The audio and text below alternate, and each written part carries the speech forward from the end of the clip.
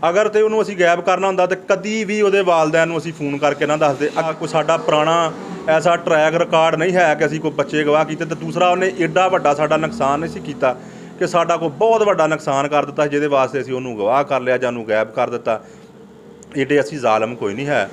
ननकाना साहब के इलाका अड्डा पनवा से अगवा होने वाले 15 साला हाफ़िज़ अहमद हसन के बारे में उनके वालिदैन का मौक़िफ़ मैंने नशर किया था, जो आपने सुना।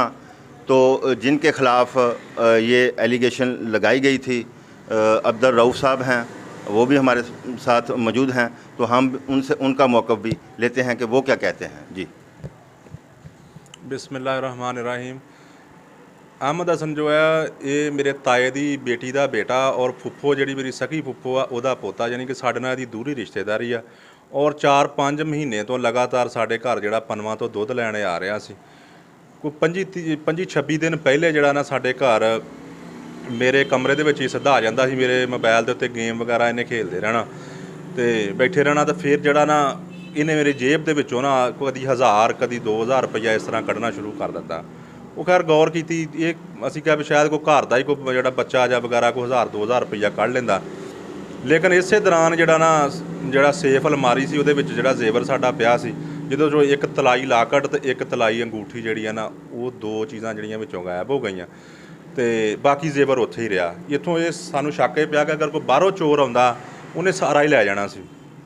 ये कोई बंदे अपने दा काम आ। असीं गौर शुरू कीती। फिर एक दिन मैं पैसे गिण के अपनी जेब दे विच रखे सी।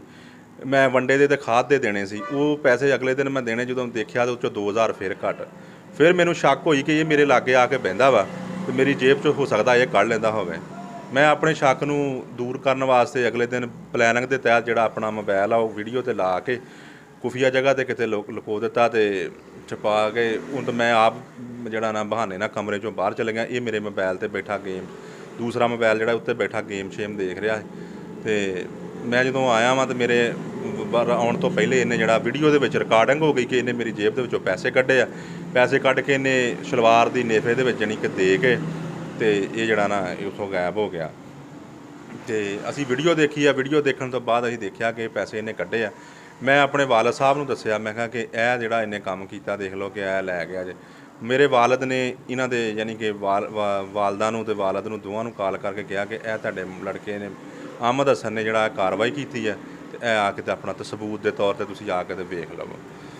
वो आए आ। मैं उस दौरान एक नौदियां ते फौतगी हो गई सी। दूसरा साडे पिंड दा एक 324 दा कट सी। DSP साहब को मैं अपने बंदिਆਂ नाल जाना सी। उन्हां दे मैं इन्हां दे वालदैन नूं वीडियो दिखा के ते मैं उन्हां दे नाल जिहड़ा सांगले चले गया।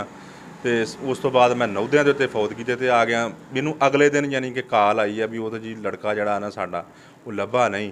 तो हालांकि साडे नाल इह वादा करके गए सी कि असीं जिहड़ा अगर ਉਹਦਾ ਜਿਹੜਾ ਸਾਡਾ ਨੁਕਸਾਨ ਕਰਕੇ ਗਿਆ ਅਸੀਂ ਉਹਦੇ ਕੋਲ ਪੁੱਛ ਕੇ ਜਿੱਥੇ ਕਿਤੇ ਉਹਨੇ ਰੱਖਿਆ ਹੋਇਆ ਤੁਹਾਨੂੰ ਵਾਪਸ ਦੇ ਕੇ ਜਾਵਾਂਗੇ। ਅਸੀਂ ਕਿਹਾ ਠੀਕ ਹੈ, ਸਾਡਾ ਕਰੀਬੀ ਰਿਸ਼ਤੇਦਾਰ ਸੀ। ਅਸੀਂ ਕਿਹਾ ਠੀਕ ਆ, ਕੋਈ ਗੱਲ ਨਹੀਂ, ਇਹ ਕਿਹੜਾ ਕੋਈ ਬਗਾਨਾ ਵਾ ਤੇ ਰਿਸ਼ਤੇਦਾਰ ਹੈ ਵਾ, ਅਗਰ ਨਾ ਦੇਣਗੇ ਤਾਂ ਫਿਰ ਇਹਦੇ ਮਜ਼ੀਦ ਰਿਸ਼ਤੇਦਾਰਾਂ ਨੂੰ ਵਿੱਚ ਪਾਵਾਂਗੇ। ਇਹ ਜਿਹੜਾ ਨਾ ਅਗਲੇ ਦਿਨ ਕਾਲ ਆਈ। ਮੈਂ ਕਿਹਾ ਯਾਰ ਅੱਗੇ 2-3 ਦਫਾ ਨੱਸਿਆ ਸੀ, ਕਿਉਂਕਿ ਸਾਨੂੰ ਪਤਾ ਸੀ ਕਿ ਅੱਗੇ 2-3 ਦਫਾ ਨੱਸ ਕੇ ਗਿਆ। ਇਹ ਮਰੀਦ ਕੇ ਰਾਵੀ ਰਿਹਾਨ ਮਦਰਸਾ ਉੱਥੇ ਨੱਸ ਕੇ ਗਿਆ ਸੀ। ਵਾਰ ਬਟਨੇ ਮਦਰਸੇ ਪੜ੍ਹਦਾ ਸੀ, ਉੱਥੋਂ ਗਾਇਬ ਹੋਇਆ। ਤੇ ਇਹ ਰਾਵੀ ਰਿਹਾਨ ਤੋਂ 4-5 ਦਿਨਾਂ ਤੋਂ ਬਾਅਦ ਜਿਹੜਾ ਨਾ ਇਹ ਲੱਭਾ ਸੀ। ਫਿਰ ਇਹ ਇੱਕ ਦਫਾ ਦਾਤਾ ਦਰਬਾਰ ਨੱਸ ਗਿਆ। ਮੈਂ ਕਿਹਾ ਯਾਰ ਤੂੰ ਉਹਨਾਂ ਜਗ੍ਹਾ 'ਤੇ ਦੇਖ ਕੇ ਆ, ਅਗਰ ਸ਼ਾਇਦ ਫਿਰ ਮਦਰਸੇ ਨਾਲ ਚਲੇ ਗਿਆ ਹੋਵੇ। ਖੈਰ ਉਹਦੇ ਬਕੌਲ ਆ ਕਿ ਉਹ ਮੈਂ ਉੱਥੇ ਦੇਖਿਆ, ਉੱਥੋਂ ਨਹੀਂ ਮਿਲਿਆ। ਉਸ ਤੋਂ ਬਾਅਦ ਜਿਹੜਾ ਨਾ ਮੈਂ ਯਾਨੀ ਕਿ ਉਹਦੇ ਨਾਲ ਫਿਰ ਯਾਨੀ ਕਿ ਲੱਭਣ ਗਿਆ। ਮੈਂ ਕਿਹਾ ਸ਼ਾਇਦ ਬੱਚਾ ਮਾਂ ਪਿਓ ਤੋਂ ਡਰਦਾ, ਮਾਰ ਤੋਂ ਡਰਦਾ ਜਿਹੜਾ ਨਾ ਉਹ ਚਲੇ ਗਿਆ ਹੋਵੇ ਕਿਤੇ। ਤੇ ਮੈਂ ਯਾਦਗਾਰ ਵੀ, ਦਾਤਾ ਦਰਬਾਰ ਵੀ, ਹਰ ਜਗ੍ਹਾ 'ਤੇ ਨਾ ਉਹਦੇ ਵਾਲਦ ਨੂੰ ਨਾਲ ਲੈ ਕੇ ਲੱਭਿਆ। ਤੇ ਮੀਡੀਆ ਵਗੈਰਾ 'ਤੇ ਇਹਨਾਂ ਨੇ ਜਿਹੜੇ ਸਟਿੱਕਰ ਵਗੈਰਾ ਗੁੰਮਸ਼ੁਦਗੀ ਦੇ ਉਹ ਵੀ ਚਲਾਏ ਹੈ ਸੀ। ਮੈਂ ਕਿਹਾ ਸ਼ਾਇਦ ਕਿਸੇ ਨੂੰ ਕੋਈ ਪਤਾ ਲੱਗੇ ਜਾਂ ਵਾਪਸ ਆ ਜਾਏ। ਉਸ ਤੋਂ ਬਾਅਦ ਸਾਡੇ ਕੋਈ ਇੱਕ ਔਰਤ ਨੇ ਦੱਸਿਆ ਸਾਨੂੰ ਕਿ ਉਹ ਜਿਹੜਾ ਨਾ ਸ਼ੱਕ ਹੀ ਤੁਹਾਡੇ ਦੇ ਉੱਤੇ ਕਰ ਰਹੇ ਆ ਕਿ ਉਹ ਜੀ ਬੱਚਾ ਇਹਨਾਂ ਨੇ ਅੱਗੇ ਪਿੱਛੇ ਕਰ ਤੁਹਾਡੇ ਵਾਲੇ ਬੰਨੇ ਲਿਆਉਣ ਡਿਆ ਗੱਲ। ਅਸੀਂ ਫਿਰ ਥੋੜ੍ਹੀ ਜਿਹੀ ਗੌਰ ਕੀਤੀ। ਗੌਰ ਕਰਨ ਤੋਂ ਬਾਅਦ ਇਹਨਾਂ ਨੇ ਮੈਨੂੰ ਆਪਣੇ ਘਰ ਬੁਲਾਇਆ ਵੀ ਸਾਡੇ ਘਰ ਆ। ਮੈਂ ਗਿਆ ਉੱਥੇ ਜਾ ਕੇ ਇਹਨਾਂ ਨੇ ਮੇਰੇ ਕੋਲ ਡਿਮਾਂਡ ਕੀਤੀ ਕਿ ਤੂੰ ਸਾਨੂੰ ਜਿਹੜਾ ਨਾ ਹੁਣ ਬੱਚੇ ਦਾ ਕੀ ਕਰਨਾ। ਮੈਂ ਕਿਹਾ ਵੀ ਉਹਨੂੰ ਲੱਭਦੇ ਆ, ਲੱਭਣ ਡਏ ਆ, ਅੱਲਾ ਕਰੇ ਆ ਜਾਏਗਾ। ਈਦ ਮੈਂ ਕਿਹਾ ਆਉਣ ਡਈ, ਈਦ 'ਤੇ ਹੋ ਸਕਦਾ ਕਿਸੇ ਕੋਈ ਕੰਮ ਕੁੰਮ 'ਤੇ ਰਹੇ, ਈਦ ਦੇ 'ਤੇ ਆਪਣੇ ਵਾਪਸ ਆਇਆ ਕੋਈ ਨਹੀਂ। ਮੈਂ ਕਿਹਾ ਅਤੇ ਇਹਨਾਂ ਨੇ ਜਿਹੜਾ ਨਾ ਮੈਨੂੰ ਉੱਥੇ ਕਿਹਾ ਕਿ ਸਾਨੂੰ ਰੁਪਈਆ ਲੱਖ ਦੇ ਤੇ ਅਸੀਂ ਜਿਹੜਾ ਨਾ ਕਿਤੇ ਹੋਰ ਜਗ੍ਹਾ 'ਤੇ ਕਿ ਮਲਤਾਨ ਜਾਂ ਇਹਨਾਂ ਦੇ ਲਈਏ ਰਿਸ਼ਤੇਦਾਰ ਸੀ, ਭੱਖਰ ਸੀ, ਉੱਧਰ ਜਾਂਦਾ ਜੁੰਦਾ ਹੁੰਦਾ ਸੀ, ਅਸੀਂ ਕੋ ਉੱਧਰ ਲੱਭੀਏ। ਮੈਂ ਕਿਹਾ ਮੈਂ ਹਾਜ਼ਰ ਹਾਂ, मैं तुहाडे नाल जाना वा, जिथे किते जाना खर्चा खुर्चा करदा, बाकी मेरा तो अगे नुकसान करके गया। इन्हां ने ना जिहड़ा किहा नहीं जी असीं ਉਹਨੂੰ ਆਪ ਲੱਭਦੇ ਹਾਂ। ਉੱਥੋਂ ਮੈਨੂੰ ਸ਼ੱਕ ਪੈ ਗਈ, मैं ਕਿਹਾ कि ਇਹਨਾਂ ਨੇ ਜਿਹੜਾ ਨਾ ਪ੍ਰੀ ਪਲਾਨ ਅੱਗੇ ਕੰਮ ਕੀਤਾ। ਕੁਛ ਸਾਨੂੰ ਸਬੂਤ ਵੀ ਮਿਲੇ ਫਿਰ, ਜਿਹੜੇ ਕਿ ਮੈਂ ਅਗਰ ਤਫਤੀਸ਼ ਦੇ ਦੌਰਾਨ, ਇਨਵੈਸਟੀਗੇਸ਼ਨ ਦੇ ਦੌਰਾਨ ਉਹ ਮੈਂ ਆਪਣਾ ਦੇਵਾਂਗਾ ਸਬੂਤ ਉਹ, ਕਿ ਜਿਹੜਾ ਨਾ ਇਹ ਬੱਚਾ ਇਹਨਾਂ ਨੇ ਆਪ ਹੀ ਗਾਇਬ ਕੀਤਾ। ਫਿਰ ਜਿਹੜਾ ਮੈਂ ਇਹਨਾਂ 'ਤੇ ਜ਼ੋਰ ਦਿੱਤਾ, ਮੈਂ ਕਿਹਾ ਭਾਈ ਮੇਰਾ ਨੁਕਸਾਨ ਦੇਵੋ, ਉਹਨੂੰ ਲੱਭੋ ਅਤੇ ਮੇਰਾ ਨੁਕਸਾਨ ਭਰੋ। ਇਹ ਜਿਹੜਾ ਨਾ ਨਹੀਂ ਉਹਨੂੰ ਲੱਭਦੇ ਆ, ਦਿੰਦੇ ਆ, ਲੱਭੇਗਾ ਤਾਂ ਦੇਵਾਂਗੇ, ਇਹ ਇਨਕਾਰੀ ਹੋਏ। ਮੈਂ ਫਿਰ ਜਿਹੜਾ FIR ਕਰਵਾਤੀ ਉਹਦੇ 'ਤੇ। FIR ਕਰਵਾਉਣ ਤੋਂ ਬਾਅਦ ਜਿਹੜਾ ਨਾ ਇਹ ਫਿਰ ਜਿਹੜਾ ਮੇਰੇ ਖਿਲਾਫ ਯਾਨੀ ਕਿ ਹੋਰ ਹੋ ਗਏ, ਰਿਸ਼ਤੇਦਾਰਾਂ ਨੂੰ ਲਿਆਂਦਾ ਲੁੰਦਾ ਰਿਸ਼ਤੇਦਾਰ। ਮੈਂ ਇਹਨਾਂ ਨੂੰ ਦੱਸਿਆ, ਮੈਂ ਕਿਹਾ ਮੇਰਾ ਉਹ ਚੋਰ ਆ, ਇਹਨਾਂ ਨੇ ਅੱਗੇ ਪਿੱਛੇ ਕੀਤਾ। ਇਹਦੇ ਜਿਹੜੇ ਮੈਂ ਸਰ ਜਿਹੜਾ ਸਵੇਰੇ ਉਹ ਇਹਨੇ ਦੇਖ ਗਏ ਮੇਰੇ ਖਿਲਾਫ ਬਿਆਨ, ਉਹਦੇ 'ਚ ਇਹ ਆ ਕਿ ਅਗਰ ਬੱਚਾ ਅਸੀਂ ਪ੍ਰੀ ਪਲਾਨ ਗਾਇਬ ਕਰਨਾ ਸੀ, ਪਹਿਲੇ ਤਾਂ ਸਾਡਾ ਉਹ ਖੂਨੀ ਰਿਸ਼ਤੇਦਾਰ ਸੀ, ਦੋਨੇ ਬੰਨਿਓ ਸਾਡੀ ਰਿਸ਼ਤੇਦਾਰੀ ਸੀ। ਅਗਰ ਤੇ ਉਹਨੂੰ ਅਸੀਂ ਗਾਇਬ ਕਰਨਾ ਹੁੰਦਾ ਤਾਂ ਕਦੀ ਵੀ ਉਹਦੇ ਵਾਲਦਿਆਂ ਨੂੰ ਅਸੀਂ ਫੋਨ ਕਰਕੇ ਨਾ ਦੱਸਦੇ। ਅੱਗੇ ਵੀ ਉਹ ਸਾਡੇ ਘਰ ਦੁੱਧ ਲੈਣ ਆਉਂਦਾ ਸੀ ਔਰ ਚਲੇ ਜਾਂਦਾ ਸੀ।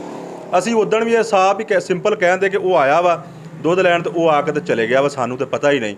ਅਸੀਂ ਉਹਨਾਂ ਨੂੰ ਦੱਸਿਆ ਜਿਹੜਾ ਕਿ ਸਾਡਾ ਅਖਲਾਕੀ ਤੌਰ 'ਤੇ ਹੱਕ ਸੀ ਕਿ ਉਹਦੇ ਵਾਲਦਿਆਂ ਨੂੰ। ਦੂਸਰਾ, ਅਸੀਂ ਥਾਣੇ ਉਹਨੂੰ ਇਸ ਤੋਂ ਨਹੀਂ ਦੇ ਸਕਦੇ ਕਿ ਬੱਚਾ ਅਸੀਂ ਮੈਟ੍ਰਿਕ 'ਚ ਪੜ੍ਹਦਾ ਸੀ, ਉਹਦਾ ਫਿਊਚਰ ਤਬਾਹ ਹੋ ਜਾਣਾ ਸੀ ਅਗਰ ਉਹਨੂੰ ਮੈਂ ਪੁਲਿਸ 'ਤੇ ਦੇ ਦਿੰਦਾ। ਅਸੀਂ ਉਹਦਾ ਅਖਲਾਕੀ ਤੌਰ 'ਤੇ ਇਹ ਕਿਹਾ ਕਿ ਉਹਦੇ ਵਾਲਦਿਆਂ ਨੂੰ ਦੱਸਿਆ, ਉਹਦੇ ਵਾਲਦਿਆਂ ਨੂੰ ਬੁਲਾ ਕੇ ਵੀਡੀਓ ਦਿਖਾ ਲਈ ਆ। ਸਾਡਾ ਇਹੀ ਸਾਨੂੰ ਸਲਾਹ ਇਹ ਮਿਲਿਆ ਵਾਲਦਿਆਂ ਨੂੰ ਦੱਸਣ ਦਾ ਕਿ ਉਹ ਬੱਚਾ ਅੱਜ ਕਹਿ ਰਿਹਾ ਜੀ ਕਿ ਗਵਾਹ ਹੀ ਅਸੀਂ ਕਰ ਲਿਆ। ਕੋਈ ਸਾਡੀ ਉਹਦੀ ਸਾਬਕਾ ਉਹਦੇ ਨਾਲ ਦੁਸ਼ਮਣੀ ਕੋਈ ਨਹੀਂ, ਬਲਕਿ ਸਾਡਾ ਕਰੀਬੀ ਰਿਸ਼ਤੇਦਾਰ ਆ, ਦੋਵਾਂ ਸਾਈਡਾਂ ਤੋਂ ਰਿਸ਼ਤੇਦਾਰ ਆ। ਫਿਰ ਮੇਰੇ ਕੋਲ ਉਹ ਬੰਦੇ ਹੈ ਵਾ ਜਿੱਧਰ ਦੀ ਉਹ ਕੱਚੇ ਰਸਤੇ ਥਾਣੀ ਦੀ ਉਹ ਪਨਵਾ ਨੂੰ ਗਿਆ, ਜਿਹੜੇ ਰਸਤੇ ਵਿੱਚ ਮੋਟਰ 'ਤੇ ਕੁਛ ਬੱਚੇ ਨਹਾ ਰਹੇ ਸੀ, ਕੁਛ ਅੱਗੇ ਬੰਦੇ ਡੰਗਰ ਵਗੈਰਾ ਚਾਰ ਰਹੇ ਸੀ, ਕਿਉਂਕਿ 9:30 ਪੌਣੇ 10 ਦਾ ਉਹ ਟਾਈਮ ਸੀ। ਅਤੇ ਉਹਨਾਂ ਨੇ ਉਹਨਾਂ ਨੂੰ ਪੁੱਛਿਆ ਵੀ ਕਿੱਧਰ ਜਾ ਰਹੇ ਆ, ਤਾਂ ਉਹ ਕੱਚੇ ਰਸਤੇ ਕਹਿੰਦਾ ਜੀ ਕਿ ਮੇਰੇ ਜਿਹੜੇ ਉਹਦੇ ਸਗੇ ਮਾਮੂ ਆ, ਉਹਨਾਂ ਦੇ ਰਸਤੇ ਦੇ ਵਿੱਚ ਪੱਠੇ ਛੱਟੇ ਪੈਲੀ ਛਾਲੀ ਆਉਂਦੀ ਸੀ, ਉਹ ਕਹਿੰਦਾ ਜੀ ਮੈਂ ਉੱਧਰ ਨੂੰ ਮੁਰੱਬੇ ਚੱਲਾਂ। ਉਹ ਬੱਚਾ ਸਾਡੇ ਘਰੋਂ ਜਾਂਦਾ ਹੋਇਆ ਬੰਦਿਆਂ ਨੇ ਦੇਖਿਆ, ਅਸੀਂ ਉਹਨੂੰ ਕੋਈ ਕਿਡਨੈਪ ਨਹੀਂ ਕੀਤਾ, ਕੋਈ ਗਾਇਬ ਨਹੀਂ ਕੀਤਾ। ਦੂਸਰਾ, ਕੋਈ ਸਾਡਾ ਪੁਰਾਣਾ ਐਸਾ ਟਰੈਕ ਰਿਕਾਰਡ ਨਹੀਂ ਹੈ ਕਿ ਅਸੀਂ ਕੋਈ ਬੱਚੇ ਗਵਾਹ ਕੀਤੇ। ਅਤੇ ਦੂਸਰਾ, ਉਹਨੇ ਐਡਾ ਵੱਡਾ ਸਾਡਾ ਨੁਕਸਾਨ ਨਹੀਂ ਸੀ ਕੀਤਾ ਕਿ ਸਾਡਾ ਕੋਈ ਬਹੁਤ ਵੱਡਾ ਨੁਕਸਾਨ ਕਰ ਦਿੱਤਾ ਜਿਹਦੇ ਵਾਸਤੇ ਅਸੀਂ ਉਹਨੂੰ ਗਵਾਹ ਕਰ ਲਿਆ ਜਾਂ ਉਹਨੂੰ ਗਾਇਬ ਕਰ ਦਿੱਤਾ। ਏਡੇ ਅਸੀਂ ਜ਼ਾਲਮ ਕੋਈ ਨਹੀਂ ਹੈ।